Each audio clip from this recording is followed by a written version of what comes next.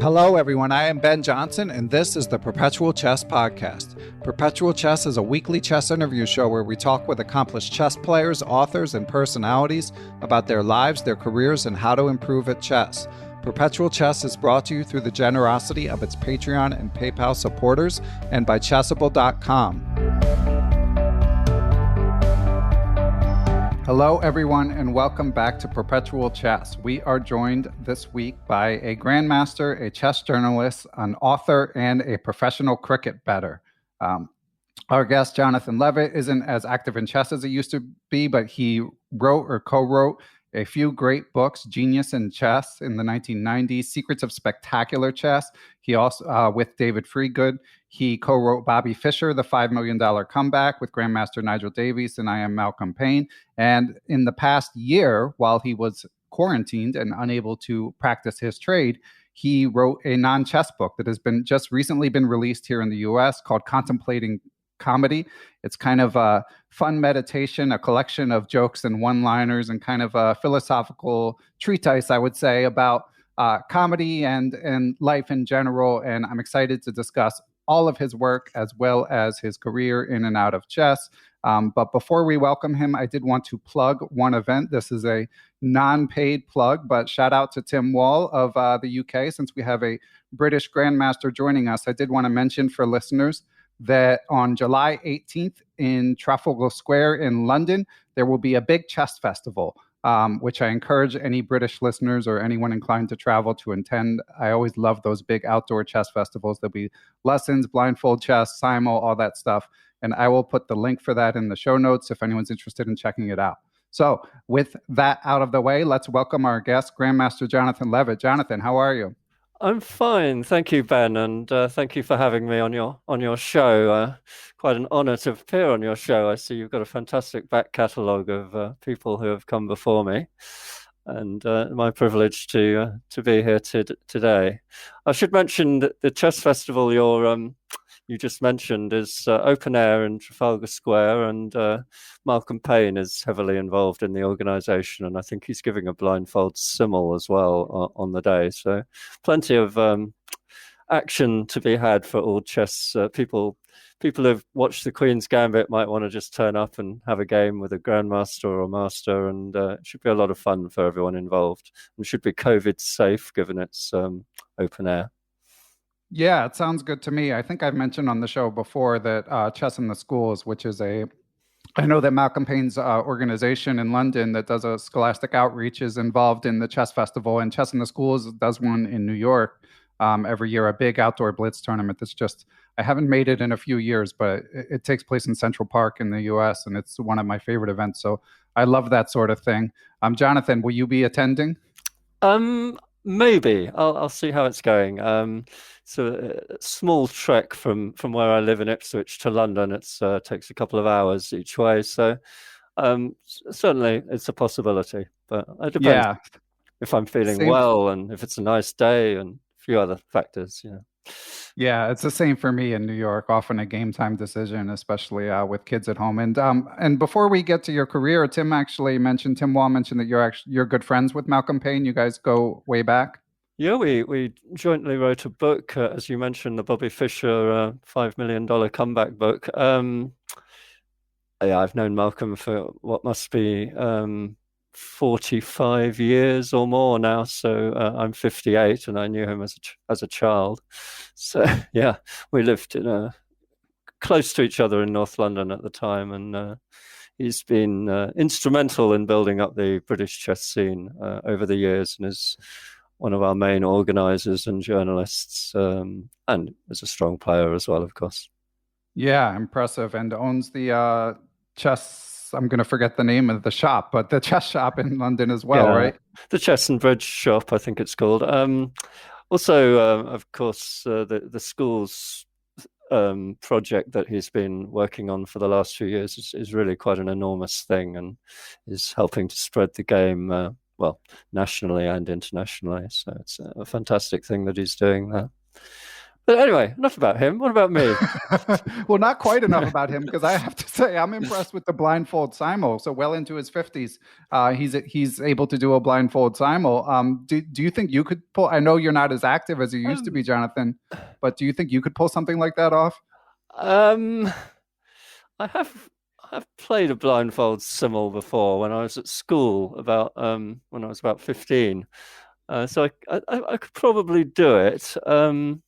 I wouldn't like to try though at this stage in life. It would be taxing and demanding, and I'm not quite sure the benefits would justify the effort. By the way, I got an email from Tim Wall which mentioned that blindfold chess, where Malcolm Payne will take on people blindfolded. I think we're just assuming that Malcolm will be blindfolded rather than the people he's taking on. But right, yeah, that would be my speaking of comedy and chess. Yeah, that would be my kind of blindfold simul. Absolutely. That's very funny. And hearing you talk about giving blindfold simuls, which I think listeners will know, but basically just means you're playing a bunch of people and you're not even looking at the board. And more traditionally, when we're not joking, the participants are looking at the board. So not only are you playing many people at once, which is a handicap, but you're picturing multiple boards, which is obviously a huge handicap.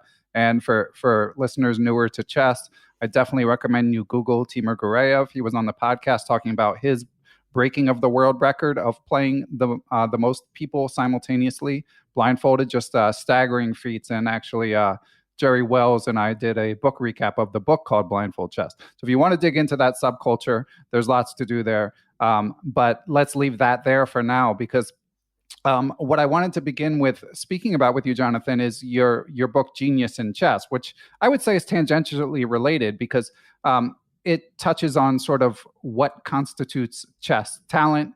And you have this famous thing in there called the Levitt equation, which we'll get to. But why don't we begin, Jonathan, by if you could just discuss a little bit what piqued your interest in this topic of chess talent? Well, it's I mean, plenty of chess players write about chess openings and endgames and their games, and my books on chess, my two main books on chess have been about other things. In Secrets of Spectacular Chess, I look at the question of aesthetics, and in Genius in Chess, I look at the question of talent and the inner workings of the chess playing brain. I've always been interested in psychology, and although I've not studied it officially, I've certainly read quite a bit about it. And I just there wasn't such a book on the market, and I wanted to explore that subject. And I tried to do it in a light and kind of fun way. There's a kind of essay at the start of the book about various questions relating to chess talent and what it is, how you define it, what is genius, what is ability, what is how to define all of these terms, originality, creativity, all of that. And then the second half of the book kind of deals with an array of tests where readers can try and gauge their own ability by seeing how they do compared to other people on puzzles and questions which, I mean, the idea is that they don't involve knowledge of chess, but they just try to test your raw talent. Whether that is actually possible is another question, and to some extent it succeeds, I think, and the book can give readers a good idea about how talented they are, but of course it's not a proven science. You mentioned the Levitt equation. That is a bit of fun, really. It's a light-hearted equation. The equation states that your chess rating will be less than essentially 10 times your IQ plus 1,000. Your rating in ELO points, that is. So for example, if your IQ is 100 and your average intelligence, it's saying that your chess rating will be less than 2,000. If your IQ is 180 and you're a sort of world-class genius, it's saying your chess rating will be under 2,800. it obviously depends on how much you study the game, and that's why there's a less than symbol rather than an equals. It's the kind of limit of how far you can go based on how smart you are. But as I say, it's very light-hearted. It's just put there as a bit of fun. To what extent it captures anything, I don't really know.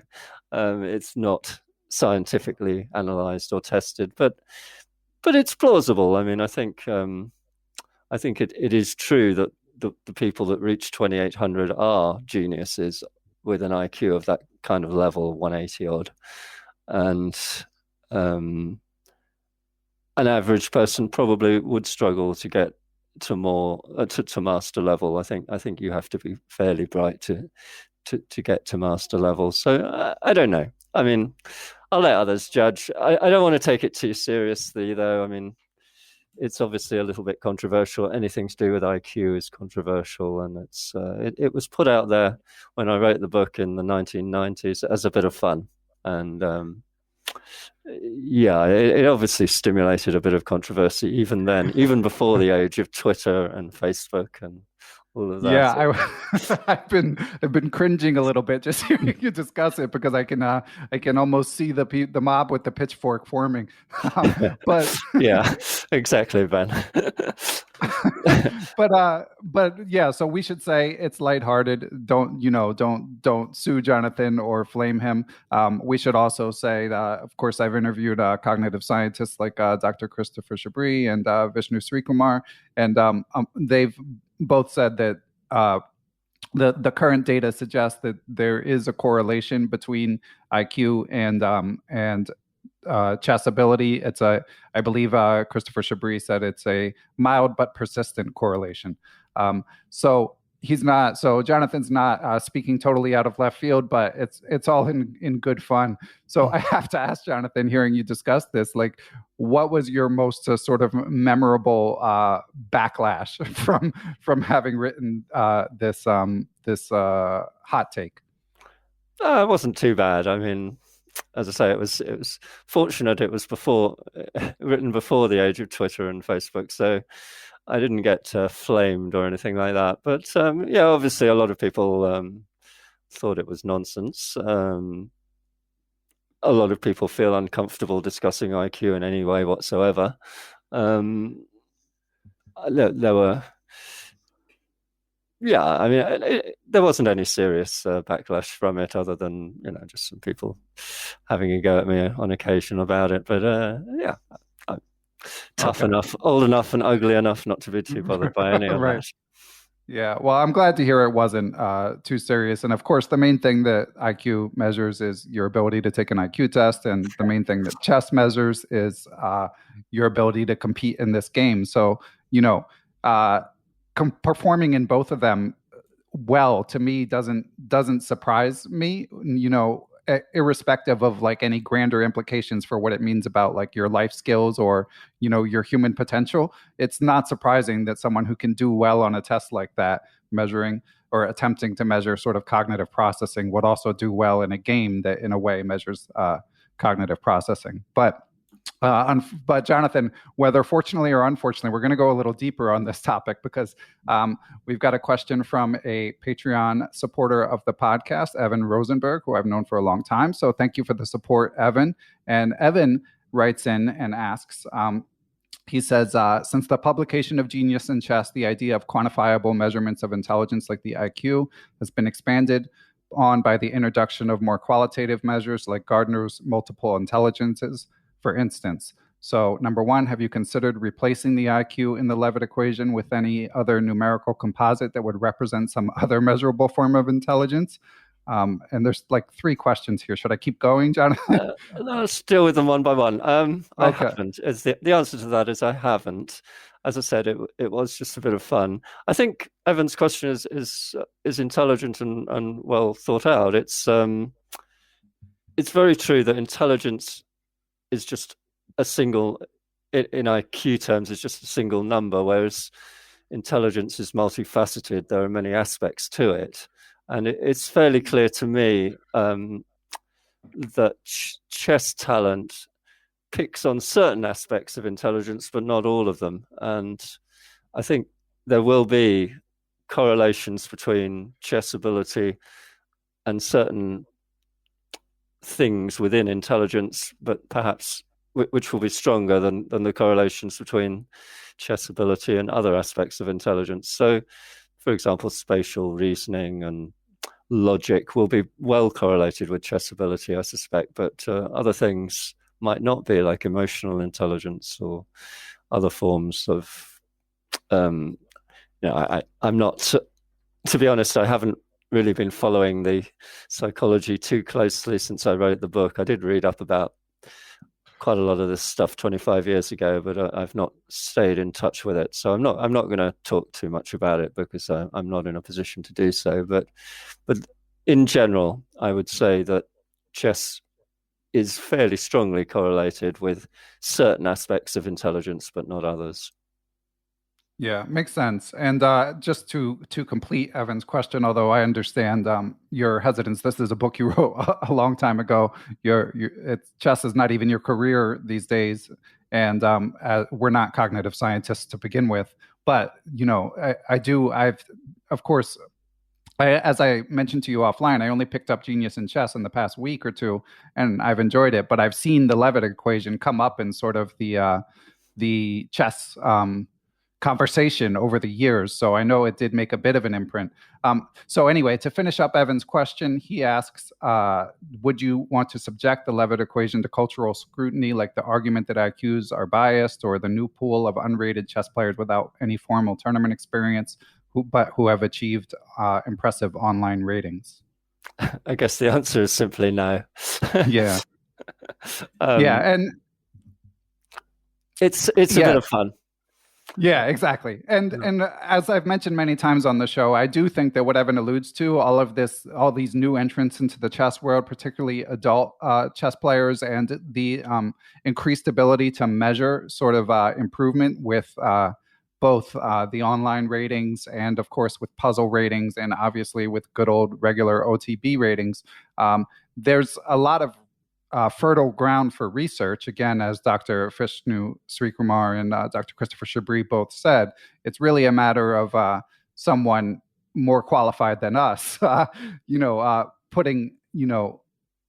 the funding or the energy or both to sort of answer these questions about what kind of improvement is possible and what correlates with chess skill and all that stuff. But hopefully we're in early days of figuring this out. But I did, Jonathan, so we'll leave it there with the straight up intelligence conversations, IQ conversations, I should say. But I did want to hear the story that you told in Genius in Chess, because you opened the book discussing Grandmaster Alexei Shirov. Of course, legendary player, was perennial top 5 player in the 1990s into the early 2000s, wrote a classic book called Fire on Board, famous swashbuckling attacking style. And he stayed at your house and you got a chance to analyze with him. And you talk in the book about sort of you're trying to gauge the difference between you, a 2500 grandmaster, and he, a world-class grandmaster. Could you share a little bit about those experiences, Jonathan? Yeah, I also went to stay with him in Spain, a place called Tarragona, on the beach. Sounds great. for a week, and it's just as well I took my chess set because he didn't have one. He kind of walked around analyzing positions blindfolded all the time, and occasionally used his computer. Yeah, he was on a different planet to me in terms of ability. I mean, he just could do things in his head that I simply couldn't do.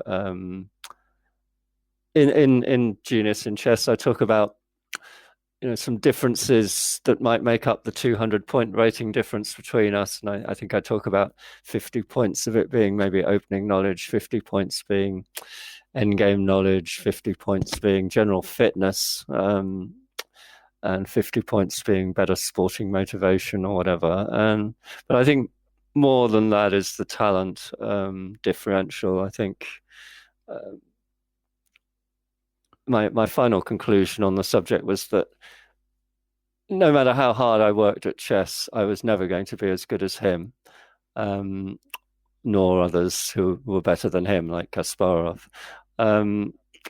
that you just cannot compete if the brain is so different. I mean, I've spent time with Kasparov as well many years ago, and his brain works in a different way to most people's. I mean, he just remembers everything.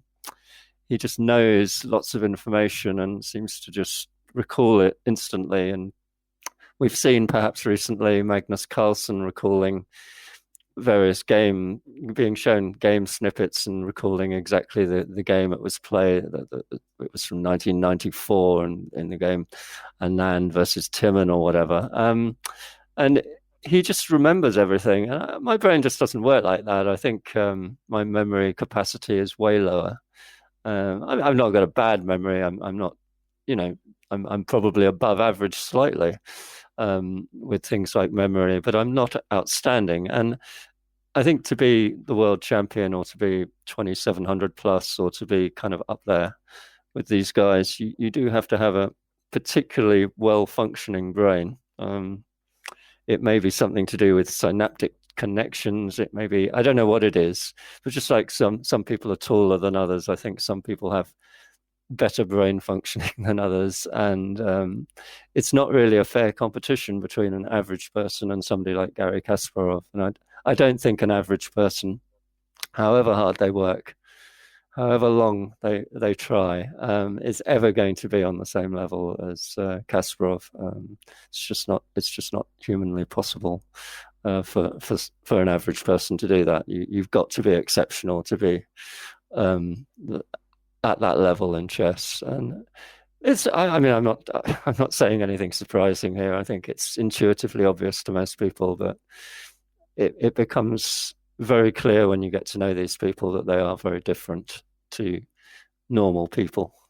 They are, of course, hardworking at chess, and they put a lot of effort in, and over an extended and long period. But it's more than that. It's the combination of hard work, determination, motivation, persistent motivation for years and years, plus outstanding natural ability. Without all of those factors, you just don't hit the top. And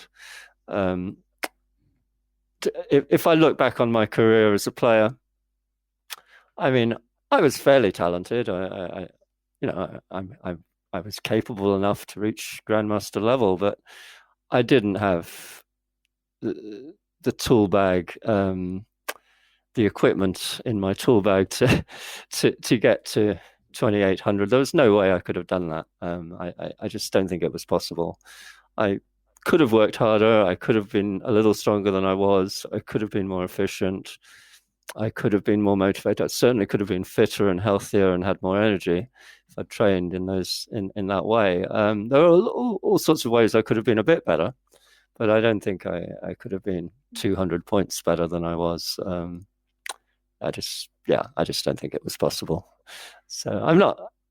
I have no regrets. I mean, being involved in chess is a worthy thing to be, even if you're not number one.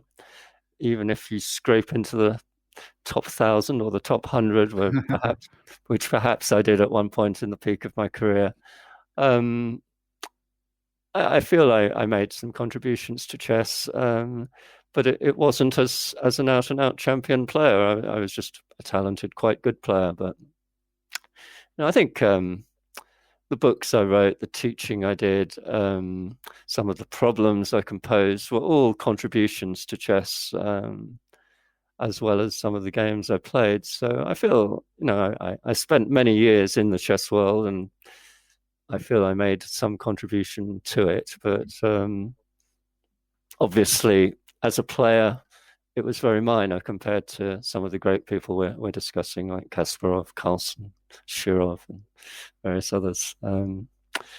They're the real giants and geniuses of chess. I was just a bit player.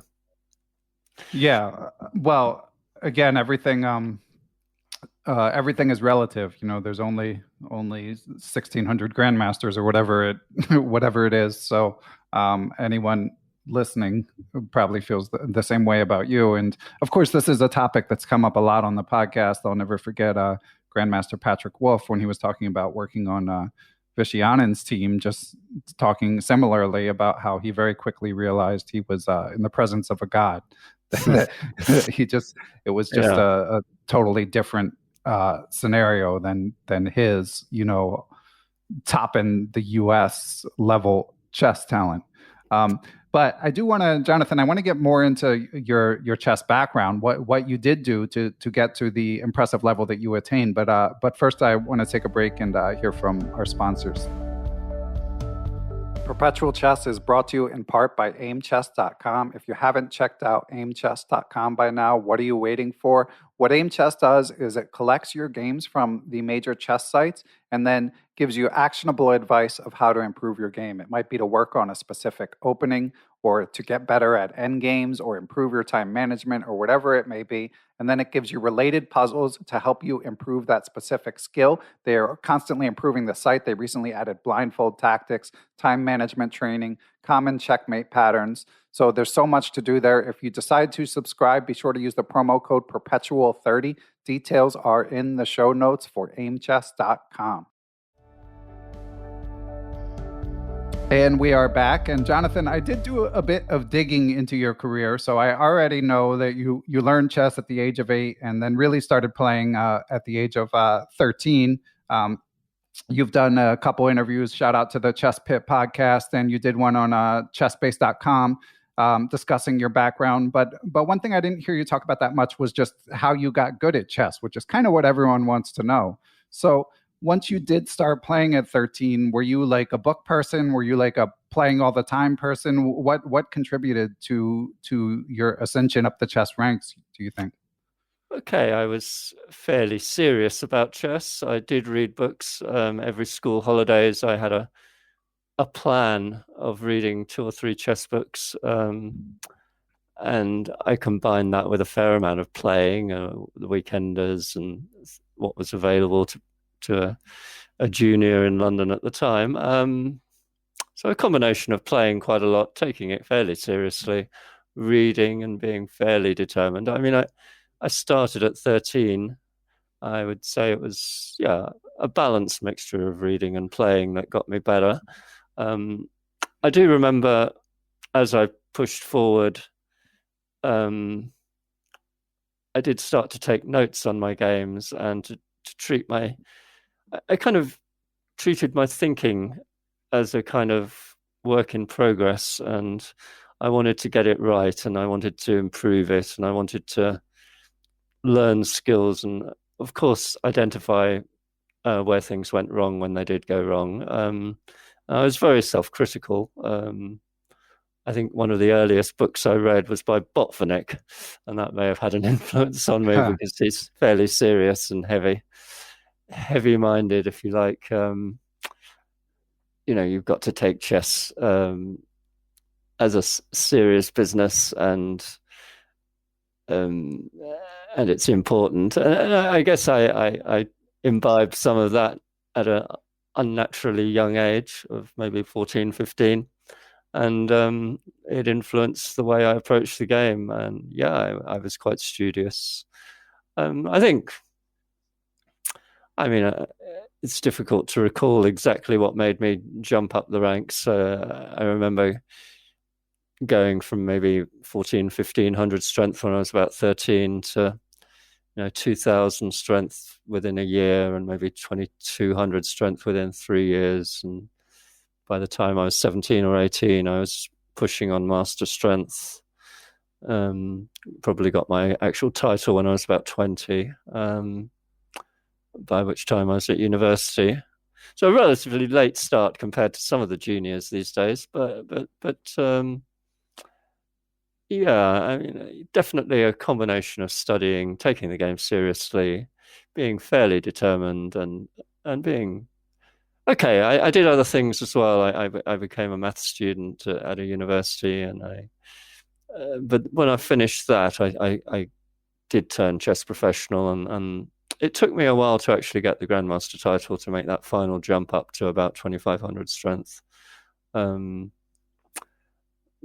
all of that time, I was fairly focused on my game. I mean, I think from a relatively early age, in my late 20s anyway, I did start doing a lot of teaching juniors, and I taught in a school. And I have a feeling that probably doesn't help you develop as a player. I think it's a very separate activity to playing. The teaching mindset is one where you're trying to help others improve and you're trying to give to other people. And the playing mindset is the complete opposite. You're trying to be a real bastard, basically, and stop your opponent doing anything and drown out his prospects and slowly finish him off. So it's not a giving mindset; it's a taking mindset and a kind of preventing mindset and a mindset where what's good for your opponent is bad for you, and what's bad for your opponent is good for you. And that playing mindset is so opposite to the teaching mindset that I suspect alternating between the two probably just gets you a bit confused. So if you want to be a player, possibly best not to mix it with too much teaching. Although it's easier said than done, because at the level I was at, which was kind of average-ish grandmaster strength, it was difficult to make a living just as a player, and teaching brought in a better income per hour than playing, and indeed than writing. So it was a kind of necessary part of making a living that I had to do the teaching, and maybe, as I say, it prevented me from reaching a slightly higher level that I might have reached if I hadn't been teaching, but I don't know. Yeah, it's the constant dilemma for chess professionals, although these days at least you have a few more options in terms of like streaming and stuff like that, although that stuff's probably not great for your chess either unless you're streaming studying chess, which I know some people manage to pull off. So it sounds like you were fairly self-motivated, because you are studying chess hard, achieved a lot, and you studied math at one of the Oxford colleges. Is that correct?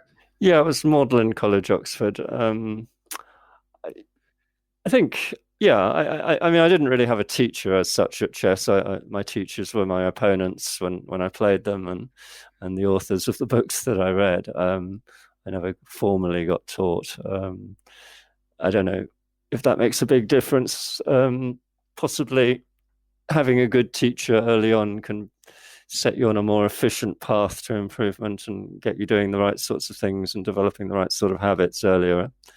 And if you self-teach, if you're self-taught rather, and you learn it all yourself, you might not do it by the most efficient path. So I would recommend parents of promising juniors to get themselves a decent teacher. I think that is an efficiency worth having, and definitely worth the money, even if a grandmaster charges $60 plus an hour or whatever they might charge, or $100 an hour, whatever they might charge these days.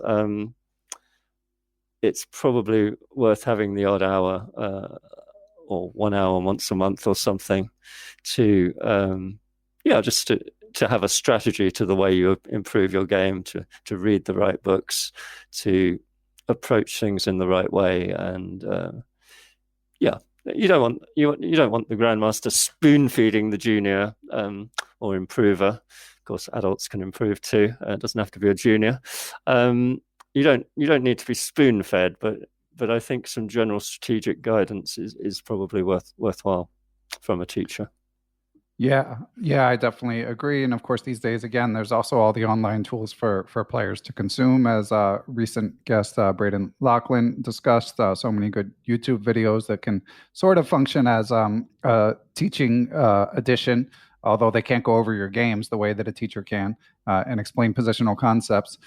Speaking of which, Jonathan, so you mentioned Botvinnik's book. Did any other books, were any other chess books particularly formative for you? I remember being quite impressed by Laska's Manual of Chess. I thought Laska was very clear thinking about the game.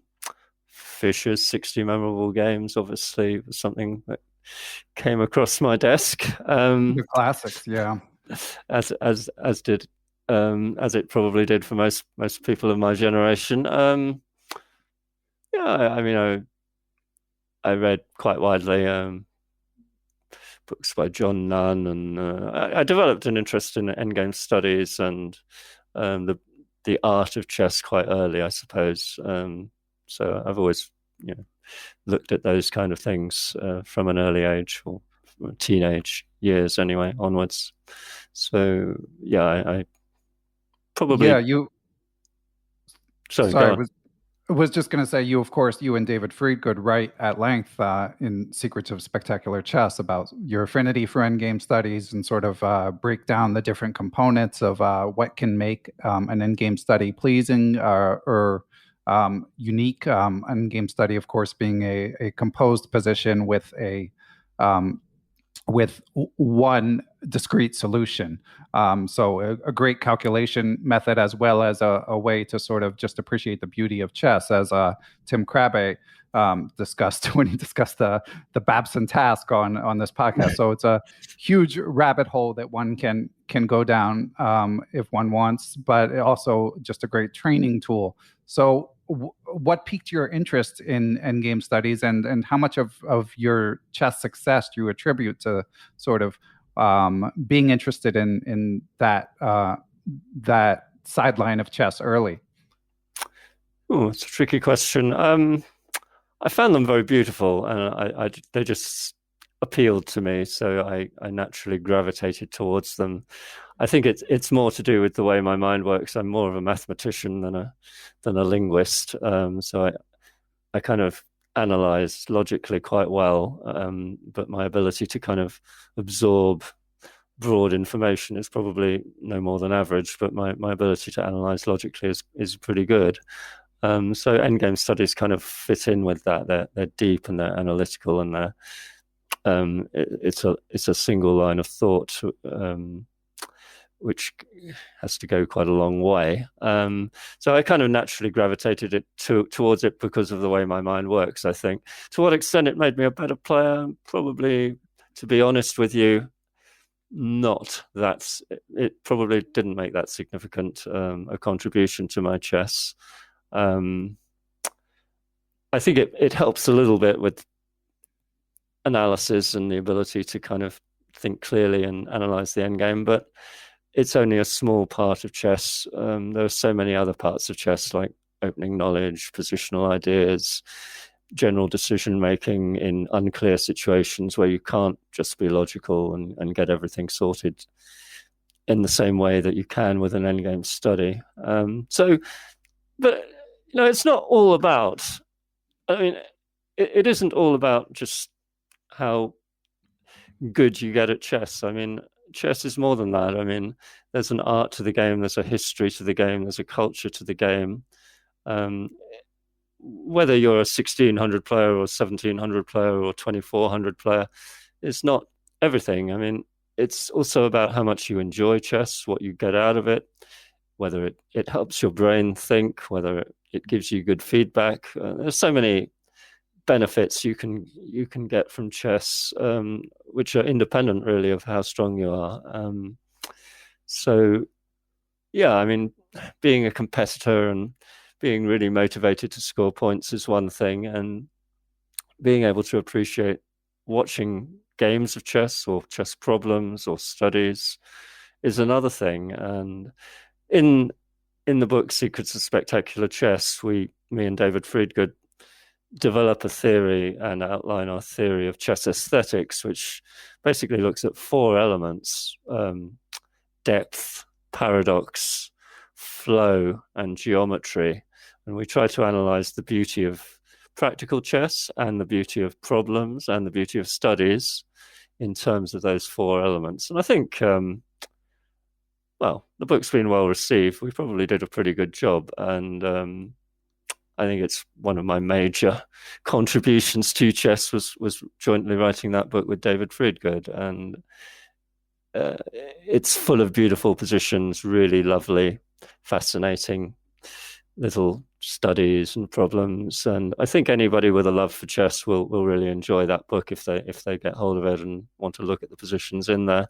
I've tried to make it fun to read and a bit more lively than just a dry account of some chess positions. It's got a bit of text to it and a bit of a few stories in it, and it's yeah, I think it's a good piece of work. It's probably my main contribution to chess, if truth be told, was writing that book. Genius in Chess was a lesser book. I think Secrets of Spectacular is probably a more significant work. Yeah, it's a great book. I know it's been recommended a few times on the podcast, and I enjoy it as well. Again, should mention for listeners, I think what you said about, chess improvement not being the be all end all is important, but also should warn that if you do pick up Secrets of Spectacular Chess, if you're rated below 1800, don't expect to get a lot of the puzzles right. They're extremely challenging, but as Jonathan says, he deconstructs what makes this puzzle unique, what makes it appealing, what gives you that sort of aha feeling when you get it.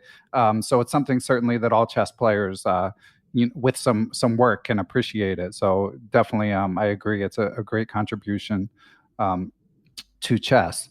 So you mentioned you have a mathematician's mind, Jonathan, and obviously you studied math in college, and we'll get to your current career in time. But I'm curious. I know you pursued chess and taught chess out of university. Did you ever take a proper job? Did you ever work out of chess and out of betting? Not really. I've never really been employed as such. I've always been self-employed, except for a few months, maybe almost a year, when I worked for Kasparov Chess. It was a startup company, and I was working as a writer and a journalist essentially. And my boss was Mig Greengard, my immediate boss. He was the one that was telling me what to do, and his boss was Kasparov, and so that was the chain of command. So yeah, I travelled around reporting on certain tournaments. I reported on the Kasparov-Kramnik match in London, and was liaising with the Kramnik camp, in fact, to get their feedback on the games after they were played. I did various writing things. It was an interesting year, but it's the only year I've ever actually been paid a wage as such. That's impressive. Never had a job. I'm 58 now, and I've never really been paid a wage as such, but made my living one way or another in chess until I was about 40, and betting on cricket essentially in the last 2 decades. Yeah. Well, Jonathan, I want to hear the story of how you got into betting on cricket, excuse me, and then, of course, to discuss your newest book. But first, let's take one more break to hear from our sponsors. Perpetual Chess is proud to be brought to you in part by Chessable.com. Chessable, of course, is known for its proprietary move trainer technology, which utilizes spaced repetition to quiz you and make sure that you remember whatever tactical patterns or opening sequences that you're working on. They have a huge catalog of great books from top flight authors, both for purchase. And if you check for their short and sweet courses, you can find tons of free content. Speaking of free content, Chessable, of course, has also recently launched an adult improvement focused chess podcast called How to Chess, with yours truly hosting it. Check for it on Chessable's YouTube channel, and you can also subscribe on the podcast platforms.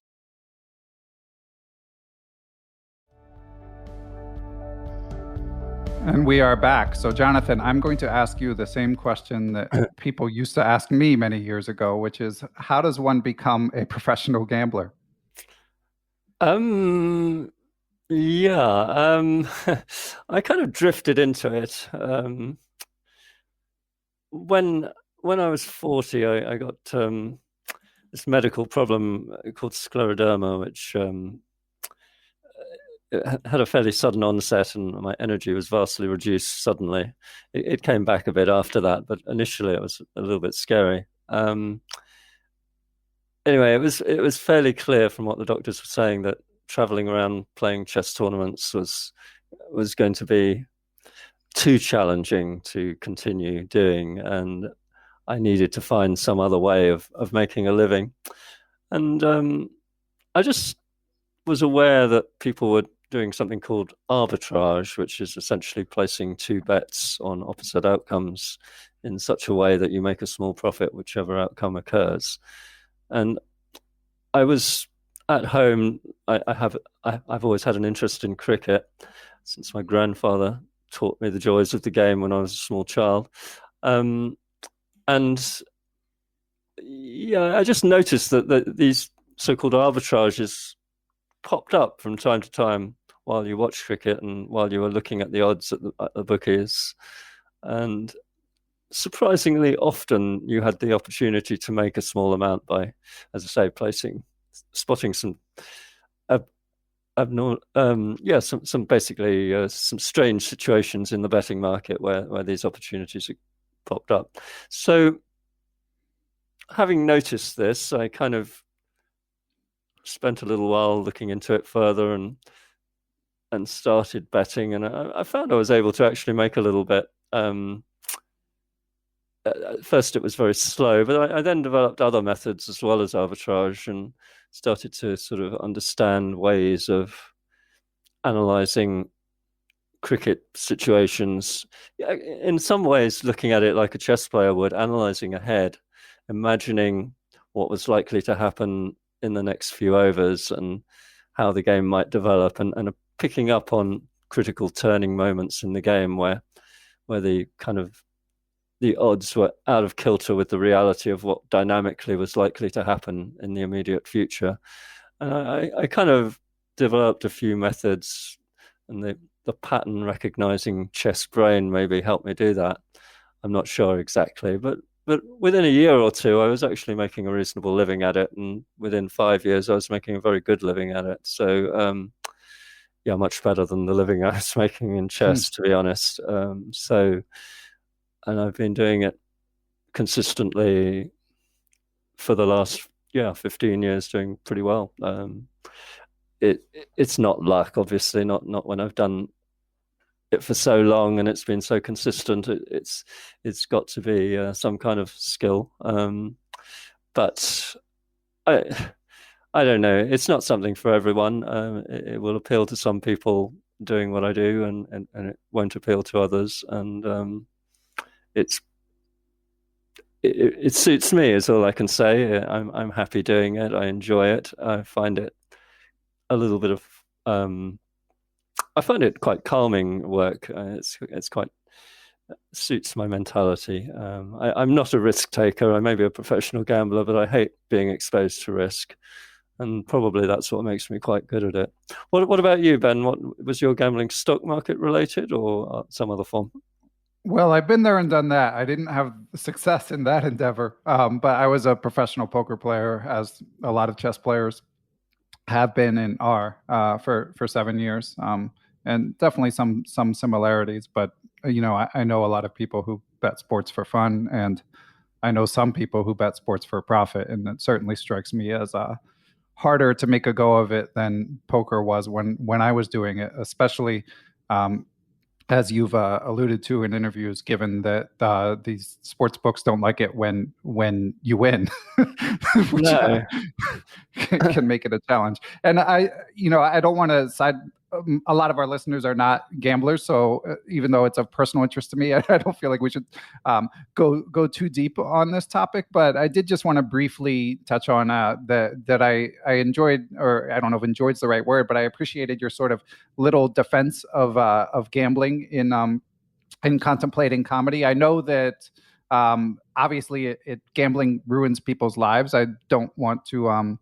That shouldn't be sugarcoated by any means, but I think of it as another vice that people can either learn to keep at arm's length or possibly derive a career from in rare circumstances like your own. I don't know if you would want to touch on that briefly, because I know in the past, like when I was interviewing Lawrence Trent, he was obviously Lawrence also has been known to place a bet or two, and he was kind of openly looking for people to bet with him. And I know that for people that without a gambling background, that sounds strange. So I just did want to briefly kind of touch on the fact that some people have that background and have that predilection, but that certainly doesn't mean that I think everyone should be running out to gamble or anything like that. Yeah, we don't want to corrupt your audience. Right. I appreciate that there are young juniors and their families watching, and gambling does have a bad reputation, as you say. It does ruin some people's lives. But then again, I mean, I compare it in the book in Contemplating Comedy a little bit with drinking and alcohol. I mean, alcohol ruins quite a few people's lives too. But on the other hand, there is a plus side. There's an industry that creates jobs. There are many hundreds of millions of people who enjoy the pleasures of a quiet drink from time to time, and there's nothing wrong with that. And I think similarly with betting, the fact that it ruins some people's lives, a minority, is not to be sniffed at, and it's true and it's serious. But there is also a plus side. It adds spice to a lot of people's lives. They enjoy watching sport with a little bit of money riding on it, and I don't think there's anything majorly wrong with that. You can't ban these things on the basis that a small minority go astray and ruin their lives with it. I mean, you can't ban alcohol totally. You shouldn't ban gambling totally. You shouldn't ban the telephone because you get crank callers. I mean, although, I mean, that is the approach taken by, say, some countries, but it's not an approach that I think should be taken. I think you've got to be brave enough to have freedoms and to deal with the downsides of those freedoms and try and benefit from the upsides of them. State-imposed rules, I mean, I think sometimes they're necessary. Probably with this COVID disaster, it was necessary to have some lockdowns and to stop people being free. It wasn't after all an individual wasn't just being free with himself. It was having an effect on others if he spread the disease. And I understand the motivation for clamping down on freedoms in that situation, and I think it was well motivated, and I think it was correct to have lockdowns. But with things like gambling and drinking and possibly even with drugs, I think that freedom should be the default position where you allow people to do things and try to manage the consequences in such a way that the downsides are limited and the upsides are enjoyed. That's my personal opinion. Yeah, and I tend to agree. And of course, the method you describe of sort of arbitraging different line prices is the exact thing that goes on in financial markets. In fact, back in the day when I interviewed Grandmaster Pascal Charbonneau, who turned his chess abilities into a job in finance, he worked in arbitrage. So there are both sort of more accepted methods of arbitraging and the dark arts that you practice. But in any event, did just want to touch on that. But let's get to your book. So Contemplating Comedy, I really enjoyed it. There's a lot of, it's a very sort of wide-ranging book, although predominantly about comedy. And I thought it might be fun, Jonathan, if you read a little passage from it. Now, we should say it's not a chess book, but as when any chess player picks up a pen, chess tends to make its way into the work. So are you ready to read a small passage, Jonathan? Sure, I'll give it a try. My voice isn't brilliant, but I'll try. Yeah, as you say, it's definitely not a book about chess, but there are maybe 3 or 4 pages in the book which relate to the game. Mainly, I'm talking about how chess influenced my development at one point in the book. It's since you have a chess audience predominantly with this podcast, I'll pick something from the book which is about chess.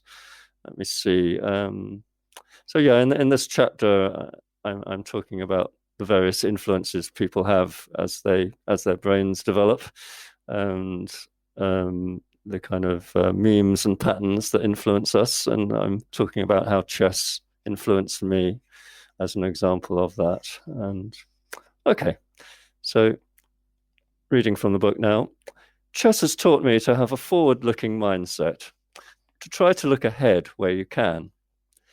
It is almost always better to be expecting something than just to do things without any idea of what might happen next. It has taught me a lot about the limitations of my own thinking.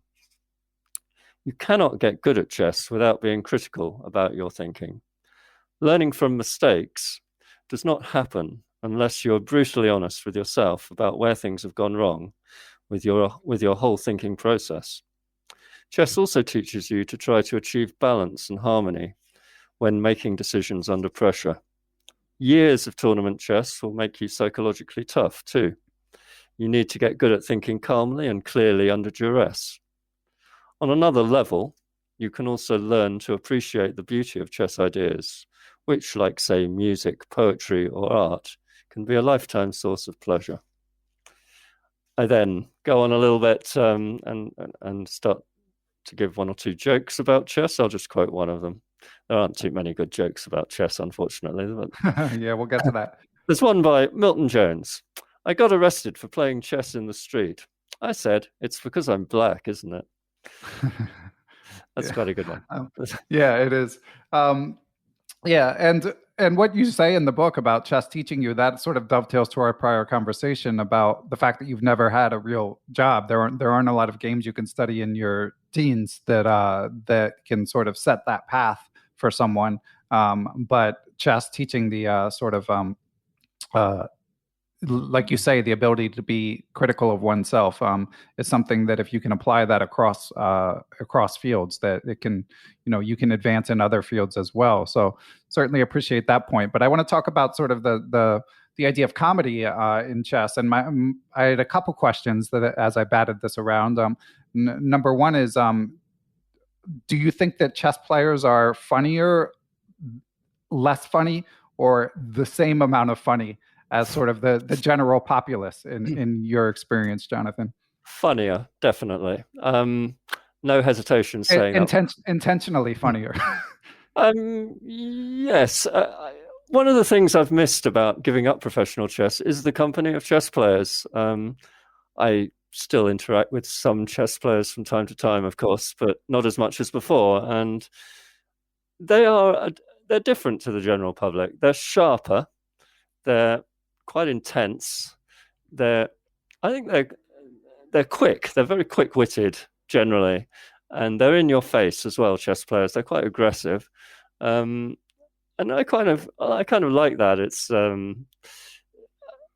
as I say, I miss it, and definitely chess players are, I think, funnier than the average non-chess playing population.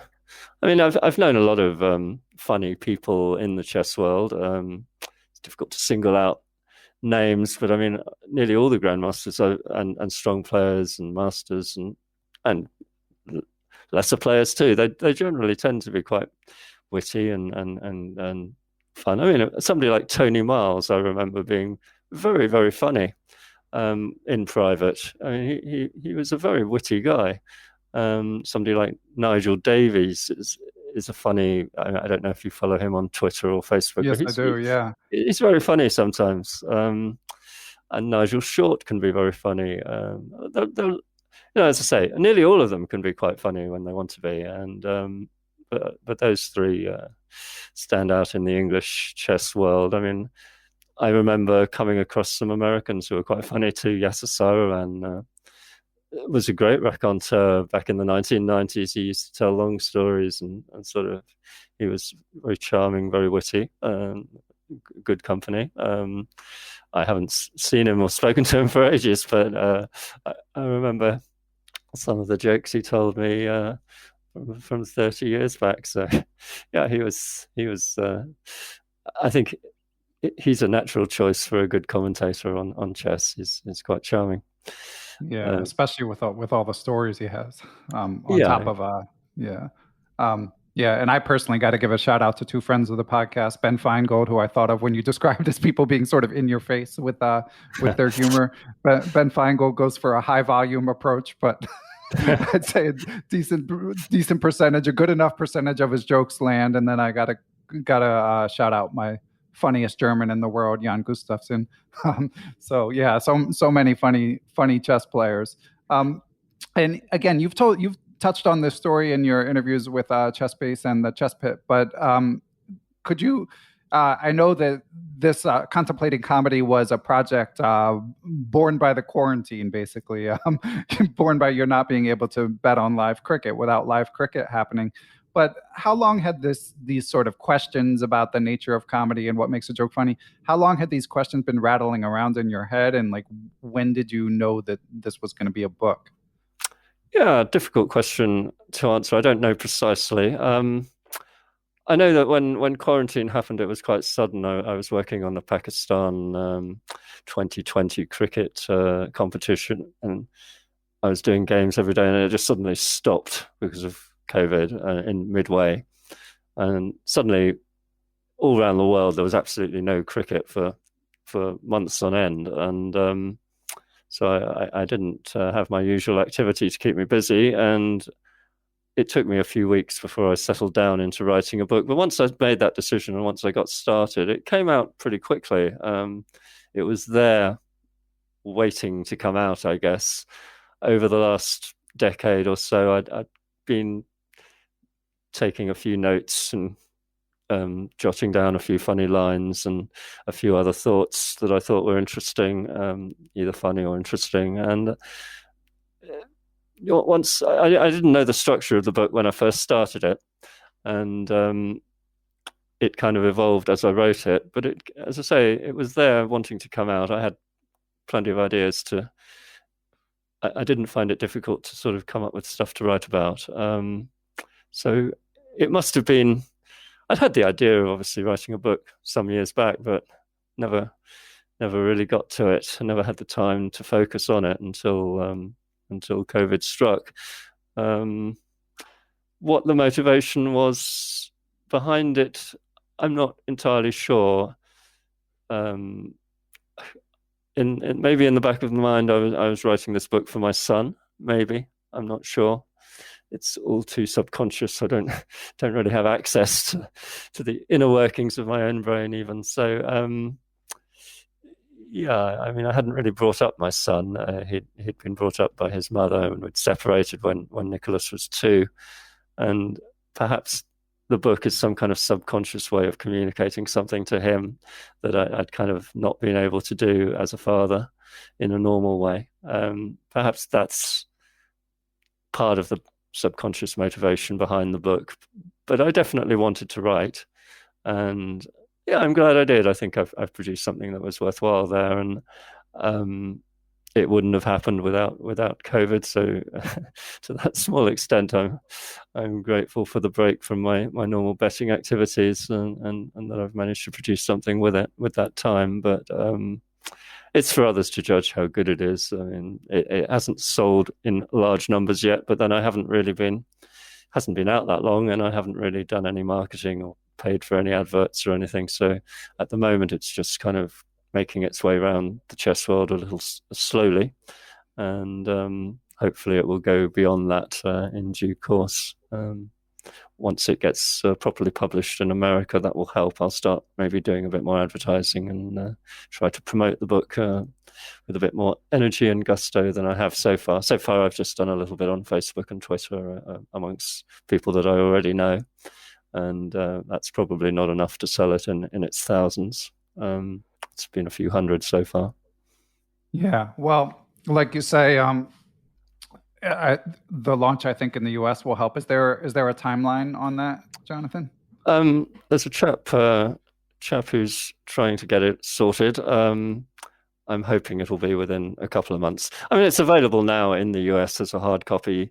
It's just you might have to wait 3 or 4 days for the post, and you might be charged about $3 or $4 more because it's probably finding its way from England one way or another before you get it. Whereas in a couple of months' time, hopefully it'll be printed in the USA and available slightly cheaper and quicker. But I think you can get it for under $20 already on Amazon in the UK, in the US. So it's not unavailable, and of course you can read it on Kindle from anywhere in the world. Yeah, I was gonna ask about that. People, myself included, love their Kindles. So cool. Well, it's been a pleasure, Jonathan. But before we let you go, do you have any I know you've had so many brushes with top players, as you've alluded to in your writing and in this conversation. But do you have any favorite stories that the chess world should hear about your encounters with your fellow grandmasters? Nothing that really springs to mind in terms of sort of outright funny or really memorable. I mean, obviously, I found it fascinating dealing with Kasparov when I did. I played him in a simul as a child. I mean, he's about the same age as me. He wasn't. I was about 18, and he was maybe a few months older. And that was a draw. I seem to remember he was dealing with the 12 top English juniors, and this was just before he was. I think he was playing Korchnoi or something at the time. And then I played him an exhibition game when he'd just finished off Nigel Short in the World Championship. I was one of the commentators at that match, and he played me an exhibition game where he beat me fairly easily, unfortunately. And after that, I had further dealings with him when I wrote a website promoting his great predecessors' books. And he used to phone me fairly regularly with kind of some analysis that he wanted put up on the website. And we discussed the way that website was going. And he phoned me every week for a few months, which was very interesting. I mean, just getting an insight into the way his brain worked, which, as I say, is very different from normal people. I mean, I wouldn't describe him as a particularly nice person. He had his own charm, and he was certainly very memorable to deal with. It sounds like you're being diplomatic. Would you describe him as funny? Is the big question, though. Funny? No. Intense, very aware, very lively. But yeah, no, he was preoccupied with his own concerns, I would say, and fascinating to deal with in that he was just so different to normal people. But he wasn't charming in the way he wasn't. At that time, he was an out-and-out chess player. He was the world champion. He was fending off everyone else. He was trying to keep ahead of the pack. He wasn't the politician that he is now. Nowadays, he's probably more amenable to others and more accessible. At that time, he was a little bit different. So his priority wasn't to be liked. It was to be feared and to stay ahead of everyone else. And he did that. I mean, the guy's amazing. 20 years at the top of the world ranking list. 20 years. That is just phenomenal. I mean, you just, in no other sport, I think, has anyone done that, as far as I know. And it's a phenomenally long time to be number one. And the mindset that kept him at the top. He was ruthless and tough and hard and, tough as old nails. To stay that good and that motivated for that long, I think we have to take our hats off to him. I mean, was he the best of all time? Possibly. I think the only real contender for that spot with him would be perhaps Fischer. But I think Kasparov was probably stronger. And Magnus Carlsen, since that time, has shown that he's also very much a contender for the GOAT position, the greatest of all time. So clearly Carlsen hasn't done it for as long as Kasparov, but he's shown he's on that kind of level, and he's already been on that level for some years. So I think Carlsen is, the only player who can really compete with Kasparov for the, arguably for Fischer too, for this greatest of all time position as we stand at this point in time. Of course, the future may bring on another one. We've got a World Championship match coming. When is it? In November? Is that right? Yep. So, what do you think? As a gambler, how do you assess Carlsen's odds? Yeah, I think Carlsen is strong favourite. Nepoman is talented, he's creative, he's a little bit inconsistent, he has good and bad patches. If he finds his form, it'll be an interesting contest, because he has got a good track record against Carlsen. He's one of the few to have a good track record against Carlsen. So it is possible that it will be a close match if Nepo is on the top of his game. But you've got to favour Carlsen. He's, as I've just said, he's probably the greatest of all time, and along with Kasparov. And the two of the same generation, they're about the same age, I believe. And I personally think it's unlikely that Carlsen will lose to somebody of his generation. I think the only person that's going to take the title of Carlsen will be somebody much younger than him in a few years' time. So I would heavily favour Carlsen overall. But as I say, it's possible that Nepo will put up a real fight. I wouldn't bet on Nepo unless the odds were 3-1 or maybe 4-1. Then I might be interested in a small bet, but I wouldn't bet too much on it. I think Carlsen is definitely justifiably the favourite, and I'd expect Nepo to take the odd game off Carlsen, but not. I mean, if he takes more than one game off Carlsen, it will be a very interesting match. But if not, I think Carlsen will probably win 2 or 3 or 4 games and win reasonably comfortably. Wow. Maybe 3-1 or something like that with a few draws. That's okay. What I would expect. But yeah, it's sport. Anything can happen. Yeah, I'm with you. I mean, yeah, Carlsen's priced at something like 75%, and seems reasonable to me. Certainly. So then that means he can lose. All right. Well, Jonathan, it has been a real pleasure. So listeners, wherever you are, can grab the Kindle version of Contemplating Comedy, and I definitely echo Jonathan's endorsement of Secrets of Spectacular Chess as well. You are on Twitter. How else can people reach you if they're inclined, if there is another way? Yeah, they're welcome to Twitter, to message me on Twitter or on Facebook. I'm reasonably open to friending people on Facebook. If they want to friend me, I'll probably say yes, unless they're very strange. You can email me directly as well through. Should I be giving my email out? I'll just put it in the description. No one's gonna write it down. So you're welcome. If you're open to that, I'll put all the links for where people can find you. Yeah, I mean, I do sign copies of my book directly by post for people if they're particularly wanting one. Although generally I'm not too keen to do that all the time. It's a bit time consuming to get popped to the post office and whatnot. But so if people can get it through Amazon or W.H. Smith or wherever they get it from, or the London Chess and Bridge shop, I think, has got copies of my books. So yeah, I prefer it if people buy them the normal way. But yeah, you're welcome to email me if you want a signed copy or inscribed copy or anything like that.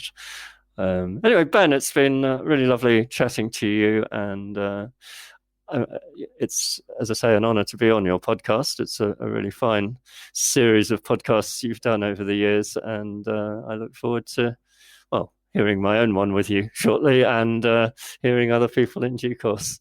Okay. Thank you very much. Thank you, Jonathan. The pleasure's been all mine. Take care. Bye for now.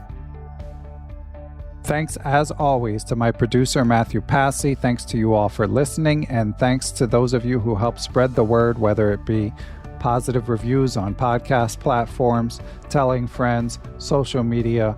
All that stuff helps get the word out, and it is much appreciated. By the way, you can follow me on Twitter. I'm at BennyFishel1. You can join the Perpetual Chess Facebook group to continue the conversation, sometimes even with that week's guests. The Perpetual Chess Instagram page is back in action as well, at Perpetual Chess, and you can also find all these links on the Perpetual Chess webpage, perpetualchesspod.com. But of course, the main purpose of these closing credits is to thank everyone who supports Perpetual Chess financially. Without you all, we would not be able to put out such a consistent and hopefully quality product. So thanks so much. It really means the world to me. And in particular, I would like to give thanks to the following people and entities, starting off with my friends at chessable.com. Aside from that, I would like to thank David Lazarus of LazmanChess.com. He is the coach of Dave's Young Tigers on Lee Chess, our friends at Quality Chess Books, the Capital City Chess Club, the Abysmal Depths of Chess blog, Adapta Interactive Web Designs and Services, the Apprend Chess Twitch channel, A Needy Deer, Austin Clough, Benjamin Porteau, Bill Sigler, Kathy Carr, Chad Oliver, the Charlotte Chess Center, the Chess Centrals Chess blog, chessmood.com, Chris Flanagan, Chris Lott, Dan O'Hanlon, Daniel He, Danny Davidson, David Schreiber, I am Dimitri Schneider, I am Eric Rosen, Eric Tam, Ewan Richardson, Farhan Thawar, Faraz Sawaf, Gary Foreman, Glenn Downing, Greg Harfst, Greg Shahadi, Gregory Gulick, Guven Manet, James Holyhead, James Kennedy, Jeff Martinson, Jens Green, Jeremy Nielsen, John Jernigan, John Rockefeller, John MacArthur, Kelly Palmer, Kevin O'Callahan, King Selt, the King's Crusher YouTube channel, one of the original chess YouTube channels, Lucio Casada Silva, the law offices of Stuart Katz, Matthew Feeney, Michael Can, FM Michael Oblin, Mike Zelazny, Mr. Mike Shahadi, the legendary Mr. Dodgy, the Nerd Nays Twitch channel, GM Peter Prohaska, Peter Sodhi, the Playmore Chess Academy of the Hamden Chess Club, Reuven Fisher, Reverend Roy Fry, the Seattle Chess Club, Shane Unger, Stefan Kelty, Stephen Martinez, Sven Gierson, Thomas Stanix, Thomas Tachenko, Todd Bryant of Strong Chess, Todd Kennedy, the Vintage Patzers, which is a chess.com improver group. You can look them up. Wayne Beam, William Hogarth, and I also would like to thank Aaron Waffler, Ace Vallega, Adam Ralph of ChessEngland.com, Adrian Gutierrez, Al Hastings, Alan and Maggie Sue, Alex Pejas, Alexander Markovics, Antonio Cancino, FM Andre Terakov, Dr. Andrew Perry, Angus McLeod, Barry Hessian, Bill Juniper, Bill Moran, Bill Trammell, Brad and Andy Rosen, Brett Howard Lynn, Brian Chase, Brian Mullis, Bruce Scott, Brian Tillis of Palm Beach Chess, Cameron Davis, Chad Hilton, Chess Potzer Spain, Dr. Charles Snodgrass, Chris Wainscott, Christopher Baumgartner, Christopher Chabris, Christopher Wood, I am Christoph Zalecki, also known as Chess Explained, Coach J's Chess Academy, Corey Butson, Costa Carras, Courtney Fry, Craig Mallon, Daniel Ginsberg, Daniel Naylor, Dave Saylor, David Bleskacek, David Brown, David Hamblin, David Cramley, Dalen Shelton, Dennis Parrish, Dirk Decker, FM Donnie Ariel, Dwayne Edmonds, Ed Daly, Ed Mead, Emmanuel Langual, Robitaille, Ethan Smith, Hallelujah Cat, Ian Mason, Fide Arbiter, Felipe Melo Perdera, Fox Valley Chess Club, Francis Letarte Lavoie, Dr. Frank Tortoris, Frank Zananis, Gary Andrews, Gary Lewis, Gautam Narula, Geert Vanderveld, Gene Stewart, George Harris, Giovanni Russo, Han Shute, Harish Srinivasan, Howard Vihan, Jacob Kovacs, Jason Apollo, Jason Murray, Jacques Pari, James Aspinwall, James Benastia, James Muir, Jason Woolham, Jaydeep Chakrabarty, Jeff Anderson, Jeffrey Martello, Yep Hoyland, Jerry Wells, Jesse DeCumos, Jesse McNulty, Jim Ratliff, Joe DeSano, Joe Valdez, Joel Thomas Ramos, John Tooley, Juan Almaguer, Dr. John Fallon, John Fernandez, John Fontaine, John Hartman of U.S. Chess, John Jeffrey, John McMurtry, Jonathan Slater, John Quist, John Tully, Jose Rodriguez, Justin Gardner, Jen Shahadi, Joel Rocky, John Thompson, GM Josh Friedel, I am Kare Christensen, WGM Katerina Nemtsova, Kelly Palmer, Kevin Pryor, I am Kostya Kovyutsky of the Chess Dojo, Krishna Gopala Krishnan, Kyle McAvoy, Larry Cook, Larry Reiforth, Laura Belyovsky, Macaulay Peterson, Mark Fitzpatrick, Mark Miller, Mark Wilkins, Marco Bulatovich, Martin Knudsen, Martin Krug, Matthew Passy, Matthew Tedesco of SeattleChessMeetup.org, Matthias Plock, Mechanics Institute Chess Club of San Francisco, Michael Allard, Michael Hudson, Mike Clem, Mitchell Fabian, Nate Goebel, Nate Solon, Neil Bruce, Nigmat Malajanov, Nicholas Isabel, Olaf Mueller-Michaels, GM Pascal Charbonneau, Passy Passanen, Paul Bain, Paul Clarkson, Paul Sweeney, Paulo Santana, Peter Lux, Queenside Management Limited in Switzerland, Randy Temple, Ricky Grijalva, Richard Hallenbach, Richard Tucker, Robert Callahan, Robert Tichy, Robert Turner, Rory Coleman, Rory Yearwood, Brian Berg, the Say Chess YouTube channel, Scott McKinnon, Scott Shepard, Sean Krause, Sebastian Finsterwater, Walter, Sergei Magakon, Seth Ruzicka, Shane Unger, Silver Knights in Richmond, Stefan Roller, WGM Tatyev Abrahamian, Tim Brennan of TacticsTime.com, Tim Seymour, Timothy Ha, FM Timothy Wall, Tom Edsel, Tomas Komanich, Tony Rittel, Tyron Price, Vishnu Srikumar, William Brock, William Peterson, FM Zhao Cheng of Chess1000.com, and last but never least, Zhivko Stoyanov. Thanks for listening, everyone, and we will catch you all next week.